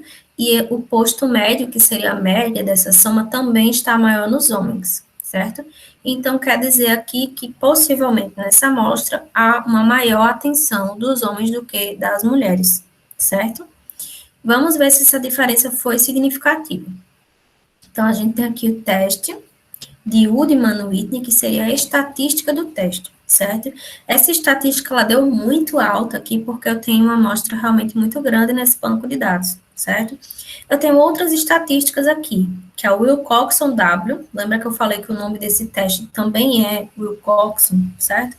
Mas a título de utilização, de maior utilização dos artigos, eu utilizo mais esse Wiedemann-Whitney, certo? Eu posso apresentar esse Wiedemann-Whitney e junto com o nível de significância. Ele foi significativo, então quer dizer que existem diferenças de atenção entre esses dois grupos, certo? Um valor super interessante aqui é esse Z, certo? Esse Z é a estatística do teste padronizado. E quando essa padronização ela dá um resultado acima de 1,96, seja negativo ou seja positivo, quando dá acima de 1,96, quer dizer que o resultado vai dar significativo, certo? Então, a gente pode reportar nos nossos trabalhos ou esse valor de Z junto com o SIG, ou o valor de Mann-Whitney junto com o p-valor, certo? Que é o SIG, tá certo? E uma coisa interessante dos testes não paramétricos, né? É que a gente pode calcular o tamanho do efeito desse teste pegando o valor do Z, certo? O SPSS não faz para mim, mas eu posso calcular no Excel como que faz o tamanho do efeito para esse teste não paramétrico, para teste de comparações não paramétricos, eu pego o valor do Z e divido pela raiz quadrada do número de participantes da minha amostra, certo? Ao fazer isso, eu vou ter um valor de R, que é o tamanho do efeito para os testes não paramétricos, certo? Então, por isso que esse valor de Z é interessante, certo? A gente pode utilizar ele para calcular o tamanho do efeito. E quando esse tamanho do efeito ele é acima de 0,50, é considerado um efeito forte, certo? Então, vamos seguindo aqui. Alguém tem alguma dúvida sobre o teste de Mann-Whitney? Não, né? Vamos seguir. E agora, quando eu quero comparar mais de 2 grupos, quais testes eu vou utilizar? Então, eu vou utilizar a ANOVA, quando eu tenho uma estatística paramétrica, ou vou utilizar o teste de Kruskal-Wallis, quando eu vou querer fazer uma estatística não paramétrica, certo? Então, vamos aqui mostrar a ANOVA. A ANOVA de um fator. Então, comparação de médias, ANOVA de um fator. Por que um fator? Né? O fator ou ANOVA de uma via, que é chamado. É porque eu vou ter apenas uma variável independente, que seria a variável de grupo, certo? Eu tenho aqui o uso da maconha como uma variável de grupo. Eu tenho 3 níveis de uso da maconha, 3 categorias. E posso comparar a atenção, né? Será que existe diferença da atenção das pessoas dependendo do uso da maconha? Certo? Então, eu posso pedir aqui em opções descritivas, que vai me dar média, desvio padrão, certo? Posso pedir tamanho do efeito, certo? Posso pedir o teste de homogeneidade, que é o teste de Levine, e só. E posso também pedir o bootstrapping, se a gente quiser fazer aquela generalização, quando a gente não tem uma distribuição normal. Também posso pedir posteriori, aqui essa tradução, que na verdade são os testes pós-hoc, ou comparações múltiplas. Porque a ANOVA, ela vai me indicar que existe alguma diferença, mas ela não vai dizer onde está a diferença. Qual grupo que é diferente de qual, né? Já que eu tenho 3 ou mais grupos. Então, para fazer essa comparação pareada, ou eu fazia vários testes de T, comparando um grupo com outro, o que aumentaria o erro do tipo 1, ou eu venho fazer o pós-hoc, que é uma comparação pareada, fazendo uma correção, certo? O nome dessas correções são os nomes dos testes pós-hoc. Existe, pelo menos no SPSS aí, todos esses tipos de testes pós-hoc, certo? Mas o mais utilizado é o de Bonferroni. Tem o teste de Tukey também, quando eu tenho mais grupos, certo? O teste de Sheff também, que ele é mais utilizado. Mas eu vou escolher aqui de Bonferroni, certo? Para a gente fazer essas comparações pareadas. Vou clicar em OK. Como eu tinha deixado lá no teste T a opção de bootstrapping, ele ativou o bootstrapping para todas as minhas análises. Vejam que apareceu o bootstrapping aqui também. Eu vou desmarcar o bootstrap aqui do teste T que eu tinha deixado, para ele não fazer mais isso. Então, bootstrapping desativado, certo? O SPSS, quando bota bootstrap para um teste, ele faz bootstrapping para todos os outros testes.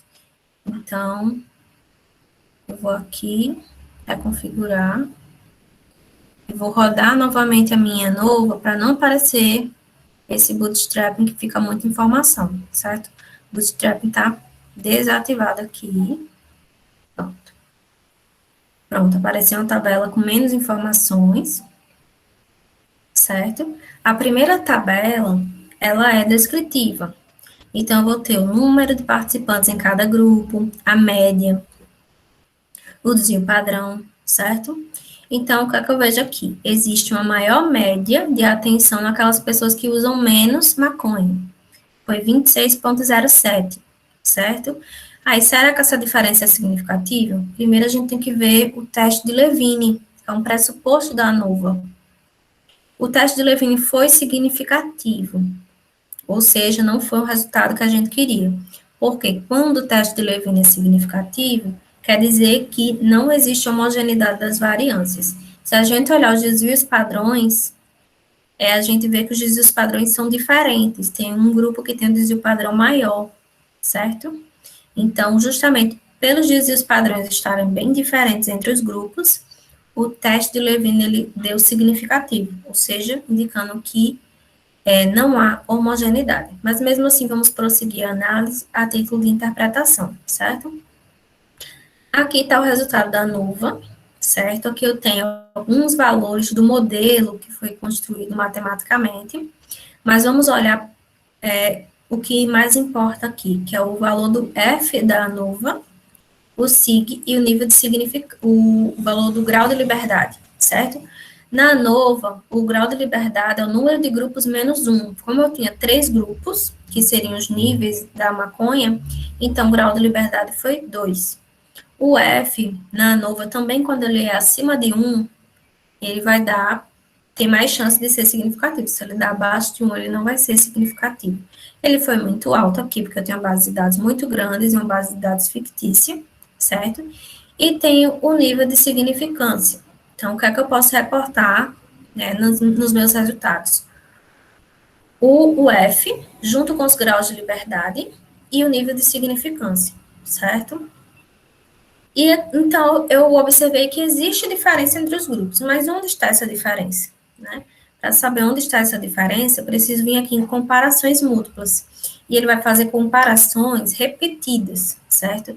Então, aqui, o grupo que utiliza maconha recreativa com aquele que utiliza a maconha de forma moderada.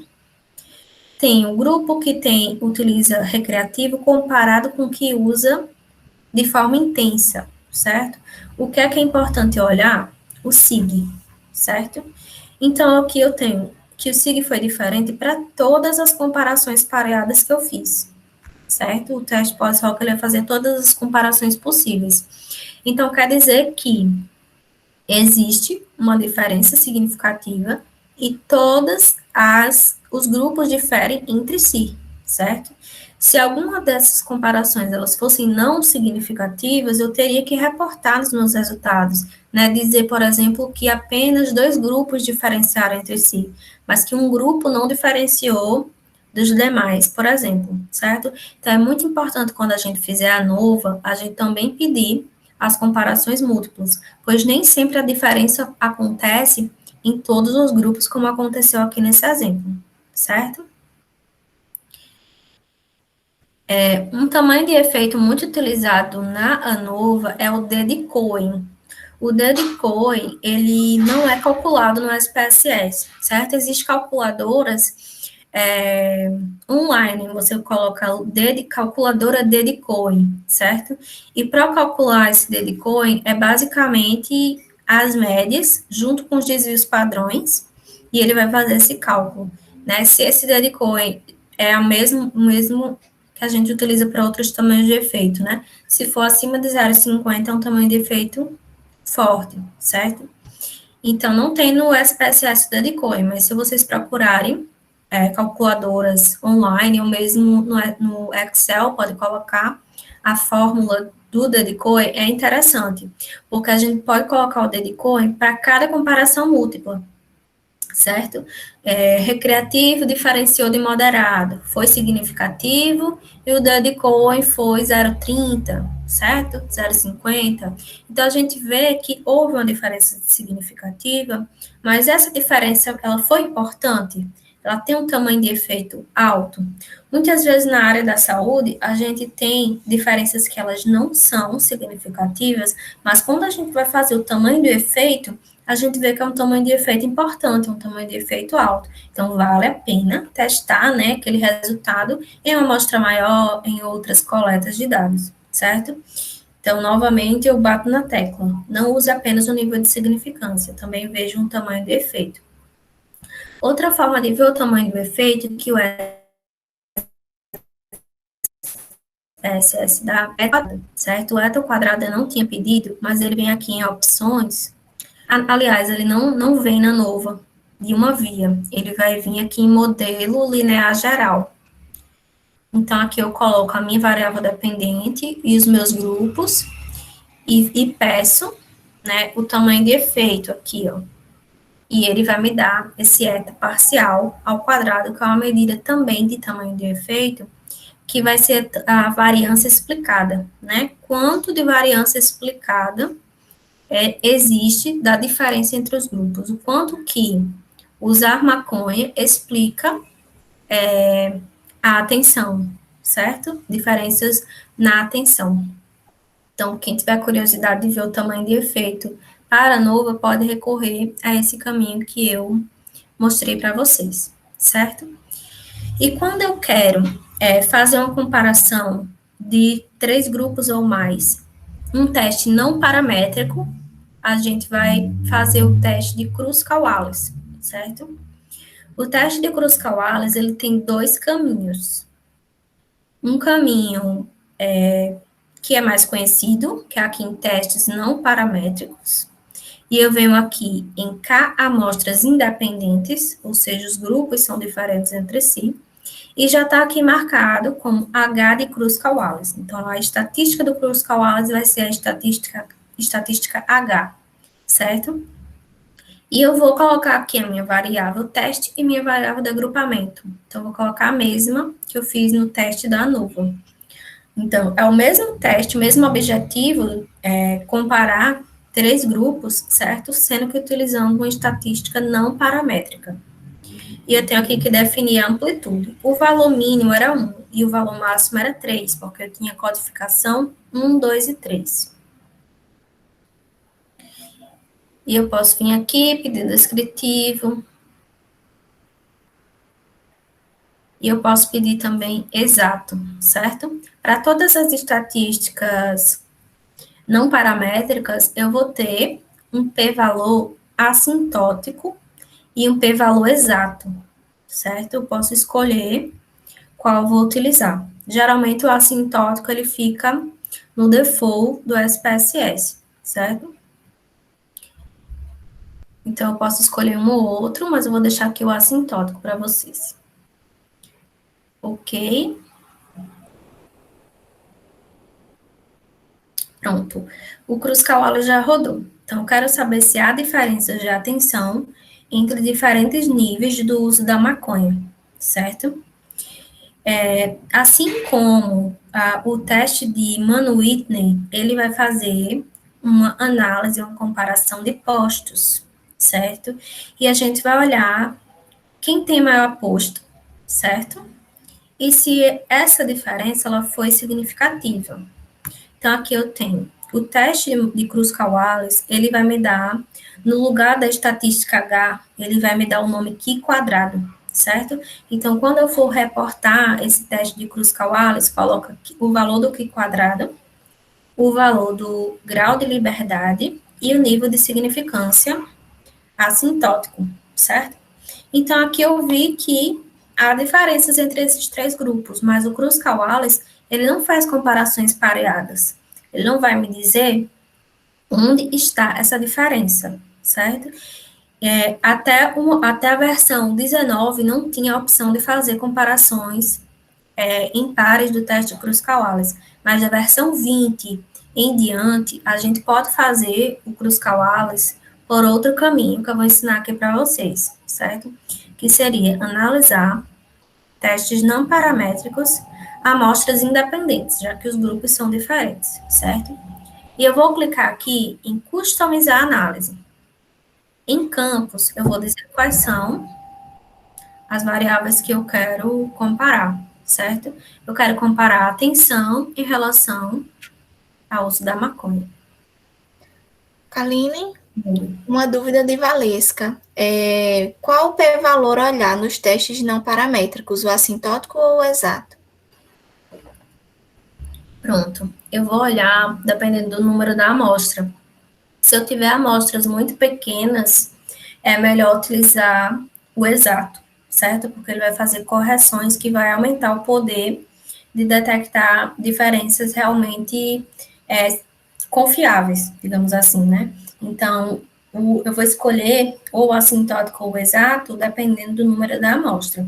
Como esse banco ele tem uma amostra muito grande, eu deixei como assintótico.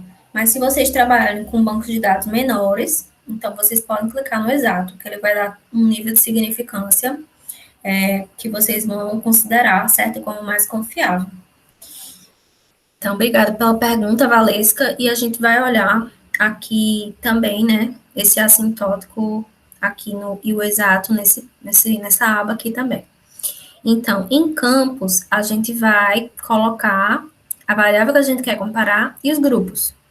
E em configurações, a gente vai customizar os testes e escolher o teste que a gente quer fazer.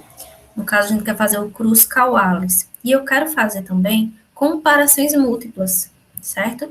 Então, eu venho aqui em comparações múltiplas e peço para comparar todas, fazer todas as comparações possíveis, certo?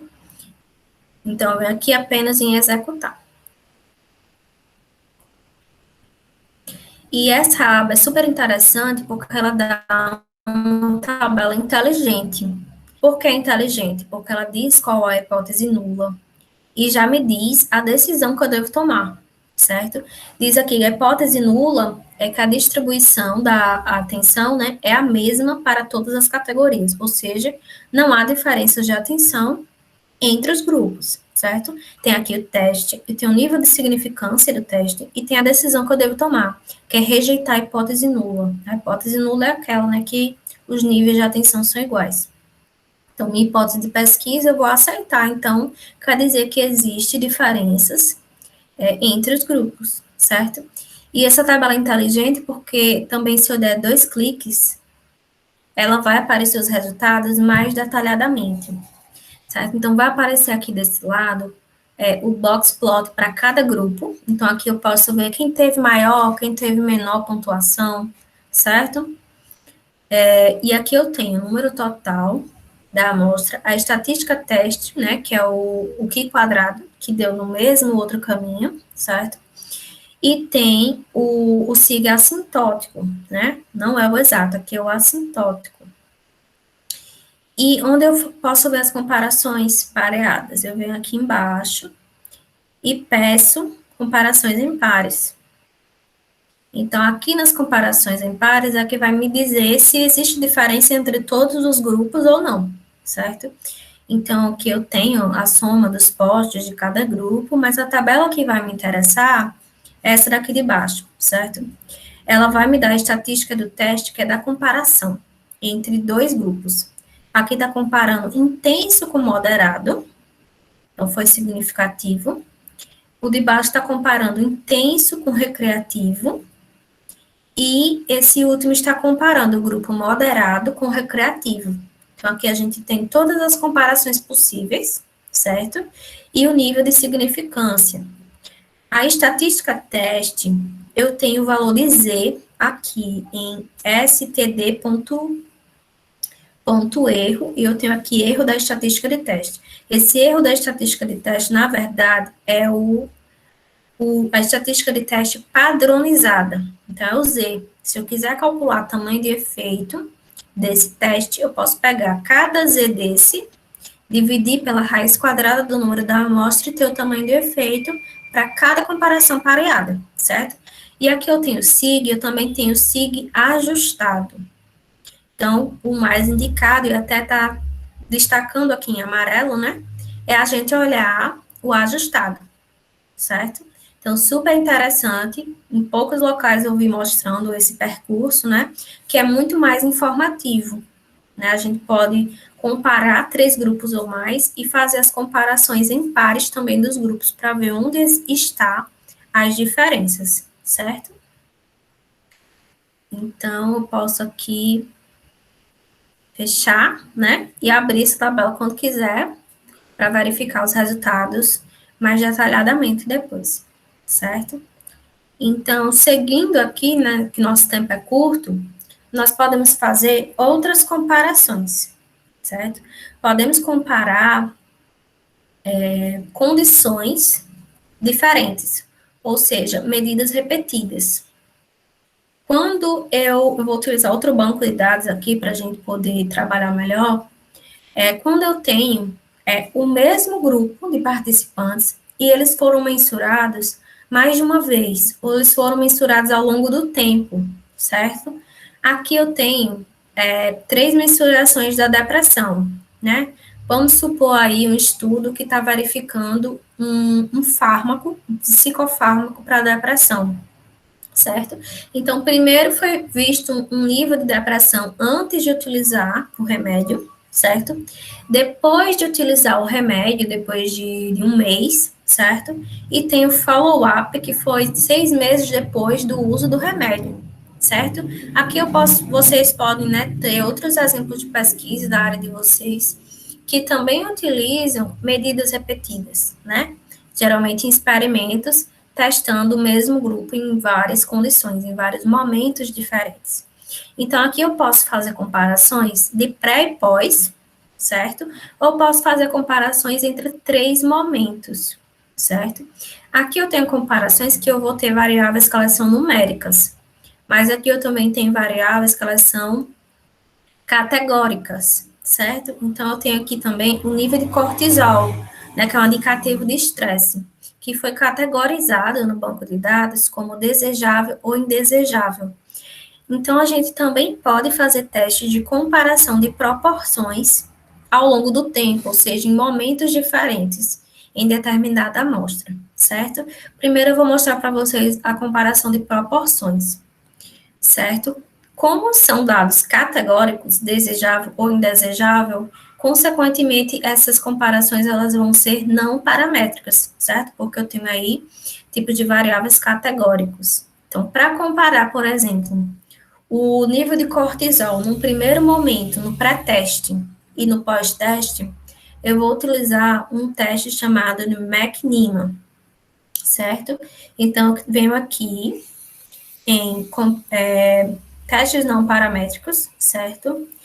Amostras relacionadas, porque então eu tenho um delineamento dentre participantes. Então, vem aqui amostras relacionadas, venho em customizar análise, porque se eu não customizar a análise, o que é que faz?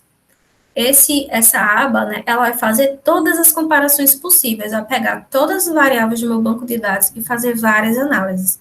Mas eu quero customizar a análise, eu quero indicar exatamente o tipo de análise que eu quero fazer. Então, eu venho aqui em campos e peço, eu quero comparar o pré e o pós, ou seja, cortisol 1 e cortisol 2. Eu estou aqui comparando proporções. E eu vou aqui em configurações para dizer o teste que eu vou utilizar. Eu vou customizar testes e vou vir no teste de McNeema, que são 2 amostras. O teste de McNeema, você pode definir qual o sucesso, ou seja, qual o valor positivo, certo? Pode ser um teste positivo ou negativo. Nesse caso, eu categorizei como desejável e indesejável. Então, eu categorizei como um valor de cortisol desejável, o número 1. Então, o 0 era indesejável, certo? Então, o sucesso é o número 1. E eu vou executar. Então, apareceu aqui outra tabela inteligente, que já me disse para eu reter a hipótese nula, ou seja, não foi significativo a diferença de proporções, né, do cortisol entre o pré e o pós-teste. Então, vamos clicar aqui, né, na tabela para entender por que foi diferente. Então, eu tenho aqui o valor da estatística de McNeema, certo? O valor do teste, 2,76, e tem o valor do SIG, que foi 0,09. Então, foi acima de 0,05, indicando que não houve diferença de proporções do pré para o pós-teste, né, de proporções de indesejável e desejável. Aqui tá, né, as frequências, certo? E o verde é o observado, e o verde é hipotetizado, e o azul é o observado. Se houver diferença significativa entre o observado e o hipotetizado, então quer dizer que as proporções realmente, elas foram diferentes. Nesse caso, não foi, né? Apesar de ter essa diferença aqui, essa diferença de proporções, ela não foi significativa, certo?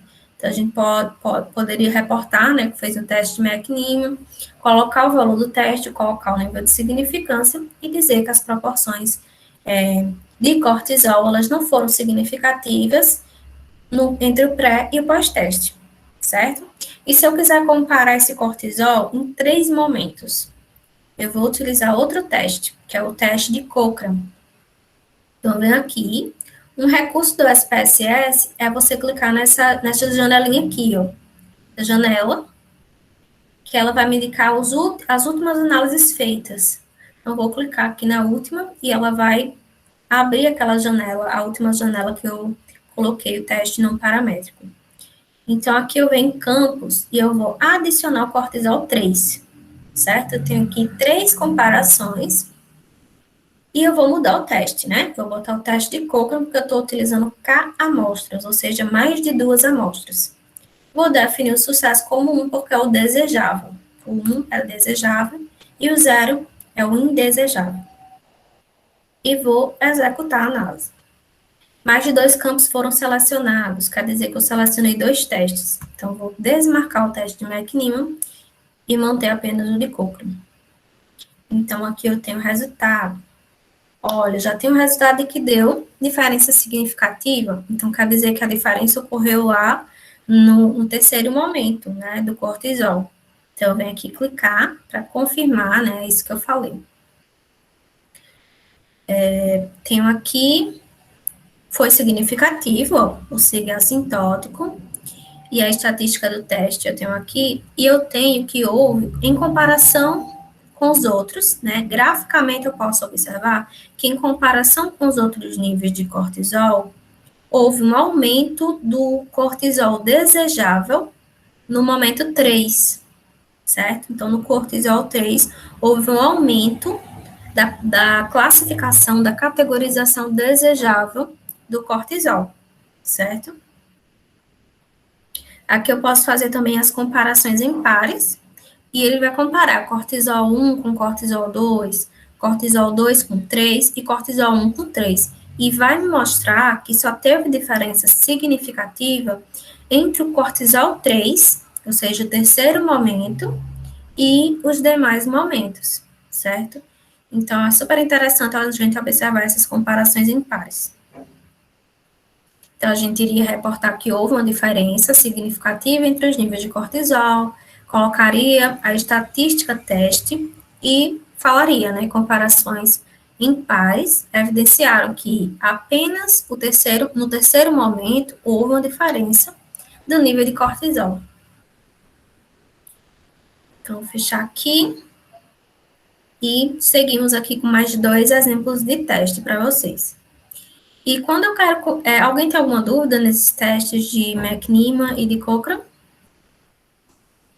Por enquanto, não. Tá todo mundo aí ainda? A maioria das pessoas. Então, que bom, gente. Vamos seguindo aqui, acho que para os duas últimas famílias de testes, que é para comparar variáveis que são contínuas, certo? Comparar de forma pareada, ou seja, as pessoas, elas participaram, né, as mesmas pessoas participaram de 3 momentos diferentes, ou de 2 momentos diferentes. Então, para isso, eu vou utilizar a variável depressão, né, que ela é numérica. Então, se eu quiser comparar depressão pré e pós, certo? Se eu utilizar uma estatística paramétrica, eu vou utilizar o teste T pareado, certo? Se eu quiser fazer uma estatística não paramétrica, eu vou utilizar o teste de Wilcoxon. Eu vou fazer esses 2 testes para a gente aprender a interpretação. Vamos fazer primeiro o teste T pareado. Então, a gente vai comparar médias, teste T de amostras em pares, e vai colocar, eu quero comparar a depressão pré e passar para o outro lado também após, certo? Aqui eu posso pedir opções, tem poucas opções para pedir, só intervalo de confiança, ou poderia pedir o bootstrap, certo? E clicar OK. Então, aqui apareceu, primeira estatística descritiva, a média do pré e do pós, certo? A gente já vê aqui que do pré foi um pouco maior a média de depressão, e a gente tem a correlação entre o pré e o pós, que foi alta, certo? Mas o mais importante é essa tabela, essa terceira tabela aqui, né? Que vai me dizer a diferença entre os 2 grupos, certo? o desvio padrão dessa diferença, o erro padrão dessa diferença, o intervalo de confiança para a diferença e o mais importante, o valor do teste T, o grau de liberdade e o nível de significância, certo?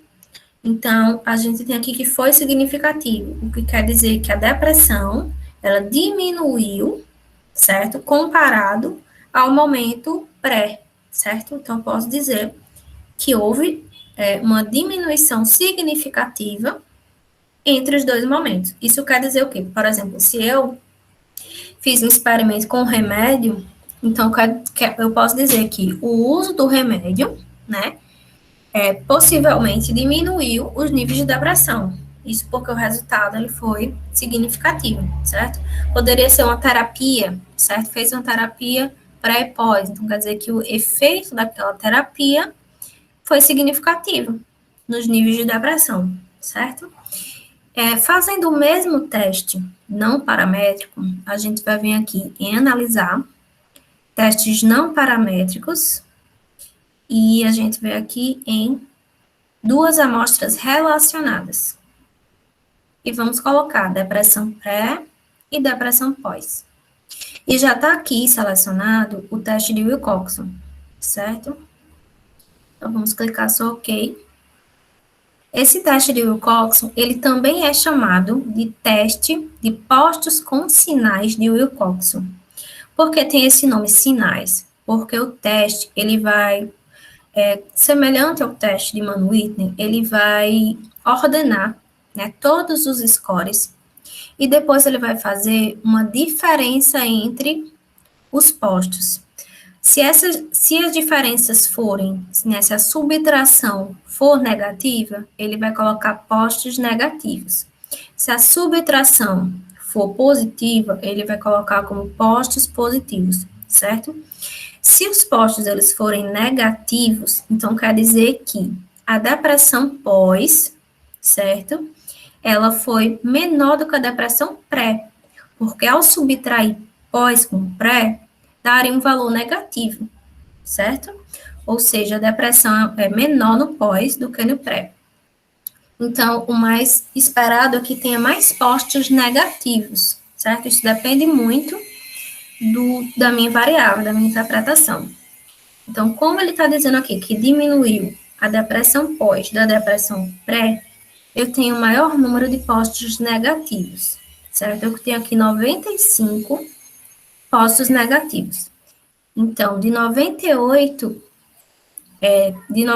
participantes, 95 deles tiveram postos negativos, ou seja, 95 deles houve uma redução da depressão, né, comparando o momento pré e o momento pós, certo? Eu tenho aqui a soma dos postos, mas essa soma dos postos é a soma dos postos negativos e soma dos postos positivos. O que é mais importante nesse teste é a gente olhar a estatística do teste, que é a estatística Z, certo? Se essa estatística Z, que ela já está padronizada, for acima de 0,96, independente do sinal, consequentemente vai dar um resultado de significância abaixo de 0,05, que foi o que aconteceu aqui. Então, novamente, a gente tem a mesma inferência, né? Que houve uma redução da depressão entre esses dois momentos, certo? Então, se eu quiser, então, comparar a depressão em 3 momentos diferentes, quais testes eu iria fazer? Eu posso utilizar a ANOVA de medidas repetidas, se for paramétrico, ou a ANOVA de Friedman, se for não paramétrico, certo? Então, vou ensinar para vocês a ANOVA de medidas repetidas. Então, aqui em comparar médias, eu não tenho a opção de ANOVA de medidas repetidas, certo? Eu vou ter que vir aqui em modelo linear geral e vou vir aqui em medidas repetidas, certo? Aqui tem um fator que eu posso nomear de qualquer forma, certo? Mas eu vou nomear como, por exemplo, manipulação, certo? Eu vou ver se a manipulação funcionou ao longo do tempo. E quanto que essa manipulação, né, esse remédio que foi administrado, quantas vezes ele foi administrado, em quantos tempos? Então, eu tenho 3 níveis e vou incluir, certo? Então, eu vou definir e vou colocar, eu estou no banco de dados errado. Deixa eu fechar aqui. E abrir o banco de dados que tem a depressão. Pronto. Vou vir analisar, modelo linear geral, medidas repetidas. Vou colocar o nome que eu quiser. Vou colocar aqui manipulação. Pode colocar tempo, certo? Vou colocar aqui 3 momentos diferentes. Vou colocar, agora sim. A depressão, vou passar para o outro lado, em 3 momentos diferentes. Então, eu tenho depressão pré, depressão pós, e o follow-up, que foi 6 meses depois, certo? Então, com isso, eu já posso pedir. Eu posso pedir aqui, posteriori, posso pedir opções, ele vai já fazer, na verdade, a comparação múltipla nessa janela de opções. Então, eu venho aqui, comparar efeitos principais, e ele tem algumas opções de comparações múltiplas. Vou deixar do default do SPSS, vou pedir estatística descritiva, tamanho do efeito, só. E continuar. Vou clicar OK. E aqui eu tenho a depressão nos 3 momentos diferentes. Então, aqui eu tenho as estatísticas descritivas, certo? Média e desvio padrão, mas é interessante, quando for não paramétrico, colocar também a mediana, certo? Aqui eu tenho testes multivariados, que não vão ser importantes para mim, porque eu tenho apenas uma variável, certo? Tenho aqui o teste de esfericidade de Moseley. A esfericidade é outro critério, é outro pressuposto específico da ANOVA de medidas repetidas, certo? A esfericidade, ela quer dizer que as covariâncias entre todos os momentos, certo, são as mesmas. Esse pressuposto, ele geralmente é quebrado, certo? E ele, assim como os testes de normalidade e de homogeneidade, se esse sig ele for baixo, quer dizer que o pressuposto ele foi quebrado, certo? Que não há esfericidade. E por esse pressuposto ele ser violado, geralmente, a ANOVA de medidas repetidas, ela já me dá uma tabela com os resultados corrigidos, certo? A correção mais utilizada é essa aqui de Greenhouse-Geiser. O que é que eu tenho que olhar nessa linha? O valor do F e o valor da significância. Então, foi significativo, então quer dizer que houve uma diferença da depressão entre os 3 momentos, certo? Aqui eu também pedi o eta parcial ao quadrado, que seria uma medida de tamanho do efeito, certo? Aqui foi 0,48, indicando que 48% da variância da depressão, ela foi explicada pela manipulação que foi feita, certo? Pelo remédio que foi administrado. E vamos procurar as comparações múltiplas, para ver se houve diferença entre os 3 momentos. E houve diferenças, que eu olho aqui a linha do SIG, certo? E foi tudo diferente, foi tudo significativo. Então, está comparando o momento 1 com o momento 2, o pré-teste com o follow-up e assim sucessivamente, certo? Então, aqui eu tenho o resultado principal, certo? Da minha ANOVA de medidas repetidas. E se eu quiser fazer essa mesma comparação não paramétrica, né? Como que eu vou proceder? Eu venho aqui em analisar, testes não paramétricos, certo? Eu posso vir aqui em K-amostras relacionadas. Então, eu vou colocar, né, todas as depressões para o outro lado. E já está selecionada a ANOVA de Friedman, certo?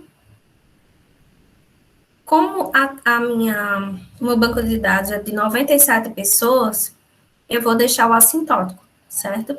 Na estatística, o que é considerado uma amostra pequena e uma amostra grande? Segundo o teorema do limite central, que está na base das estatísticas, uma amostra grande seria acima de 30, e uma amostra pequena seria abaixo de 30, certo? Então, você pode optar por utilizar o assintótico quando eu tenho amostra grande, ou o exato quando eu tenho amostra pequena, certo? Então, vamos continuar. E ok. Então, já me deu o posto médio, né? Porque o teste não paramétrico, ele me dá postos e não scores. E vai me dar a estatística do teste. Então, eu tenho aqui o Q quadrado, que é a estatística teste da ANOVA de Friedman. Tenho o grau de liberdade e tenho o nível de significância, que foi significativo. Então, quer dizer que houve uma diferença da depressão entre esses 3 momentos. Mas, novamente, vejam que não deu uma correlação pareada. Ele não comparou o pré com pós, o pós com follow-up, certo? Para fazer essa comparação, a gente pode ir naquelas tabelas inteligentes dos testes não paramétricos. A gente vem aqui em amostras relacionadas, vem em campos, certo? Modifica aqui qual variável que eu quero comparar, quero colocar a depressão. Vou em configurações dizer o teste que eu quero, é o ANOVA de Friedman, certo? E peço comparações múltiplas para todas as comparações possíveis. E vou executar, para me dar mais informações. Então, aqui eu tenho a tabela inteligente da ANOVA de Friedman, que rejeitou a hipótese nula, certo? Tenho aqui a distribuição de frequência para cada um dos momentos que eu apliquei o meu teste, a minha manipulação. E aqui embaixo eu vou ter a comparações em pares. E aqui eu tenho comparação da depressão pós com follow-up, foi significativo. Pós com pré, foi significativo. E o follow-up com pré também foi significativo, né? Fica uma descrição dos resultados bem mais detalhada aqui nesse percurso que eu mostrei para vocês. Eu acho que aqui eu finalizo as exemplificações por hoje de testes paramétricos e não paramétricos e me coloco à disposição para vocês tirarem dúvidas. Certo? Estou aqui.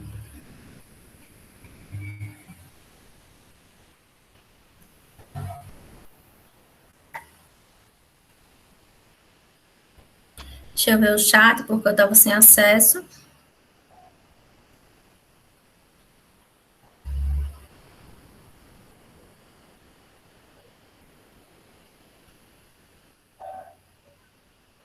Por enquanto, no chat, a gente não tem nenhuma pergunta. Eu vou colocar novamente, gente, o link para quem esqueceu de preencher o formulário para o certificado, tá certo?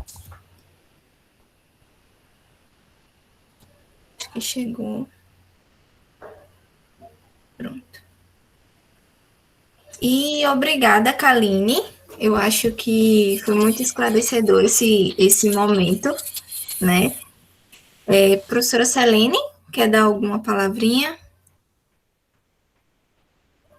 Sim, Cíntia, eu estou muito feliz por esse momento, agradeço a todos aqui que participaram desse momento, agradeço a Kaline, e em nome do Programa de Pós-Graduação de Enfermagem da Universidade Federal da Paraíba, a gente ratifica que temos esse espaço de troca de conhecimento. Se vocês, se forem alunos de pós-graduação, podem também estar colocando no chat o contato de vocês, se vocês quiserem participar como palestrante do colóquio, a gente também pode estar vendo, vocês coloquem o tema que vocês gostariam de compartilhar o saber de vocês conosco, e aí vocês colocam o tema, o contato, que a gente vai se organizando. Esse é um espaço comum das pessoas que gostam de estudar, que gostam de trocar informações, então só tenho que agradecer a todos vocês. Eu posso falar? Sim, Luciano, à vontade. Professora Selene, parabéns pela iniciativa. Meu nome é Luciano Rodrigues, sou professor aqui do Centro Universitário do Espírito Santo. Eu tenho um grupo de pesquisa chamado Território, Saúde e Sociedade, inclusive está a minha aluna de iniciação científica aqui. Eu queria parabenizar a Kaline. Kaline, eu falo que é um assunto que a gente que caminha nas pesquisas qualitativas, e olha que você é da área de humanas, acaba navegando muito, né, em diversos cenários. eu confesso, assim, que foi uma das apresentações mais, assim, esclarecedora, didática com relação ao SPSS, e eu fiquei muito feliz de estar aqui, pedi o seu contato, a professora Adriene também está aqui, faz parte do grupo. Quando a gente viu a divulgação, a gente ficou assim, opa, peraí um pouquinho, vamos participar, e Kaline, parabéns pela desenvoltura aqui, foi muito esclarecedora, parabenizar a universidade por ter esse espaço, tá, professora Selene? É um espaço incrível, tá? Assim, eu parabenizo, porque eu acho que os programas, o meu doutorado eu fiz lá em Santa Catarina, né? Então, eu fiz em Ciências da Saúde, eu sou enfermeiro, e assim, é diferente um pouquinho, né? E a gente vê esse espaço da forma que está sendo apresentado aqui, de forma fantástica, e lá a gente tem os grupos. No nosso, né, antigo programa que participava, a gente tinha os laboratórios, então era um foco muito experimental, né? Então, assim, era incrível também o aprendizado, e aqui o aprendizado também é diferenciado. E convido a todos a conhecer o Espírito Santo. A professora falou que não conhece, né? No melhor momento passar essa loucura. Sou apaixonado pela Paraíba, né? Sou professor do projeto Rondon. Já estive em Gá, já estive, né, em operações aí na Paraíba. Eu gosto muito da Paraíba de uma forma muito carinhosa. Que bom, professor. Maravilha, né, Kaline? Olha, professora Jael, tá vendo que bacana. Gente, muito obrigada. Deixa o contato, respondam a frequência. Eu ratifico tudo que o professor Luciano falou. Kaline, eu tenho muita dificuldade de SPSS, mas consegui entender muita coisa. Você trouxe a interpretação. Isso é muito importante. Muito obrigada, gente. Alguém mais quer falar alguma coisa? Quer acrescentar? Eu desculpe, professora Selene, parabéns pela Paloma também, pela condução dela aí, né? Paloma ela é joia alguém também. tem que ser o xerife da sala, né? Então... Obrigada. Olha, professor Luciano, confesso que a minha equipe e da professora Jael, da comissão de colóquios, é sem palavras, eles são fantásticos, é uma equipe muito dedicada, é um apoio fantástico, eu sou muito feliz com todos eles me ajudam realmente, de verdade. Parabéns, professora Jael, parabéns, professora Selene. Obrigada, gente. Mais alguma obrigada, coisa? Gente. Eita, obrigada. Foto, vocês aceitam? Eita mesmo. Deixa eu... Parabéns ao programa por estar dando esse exemplo, né? Que outros programas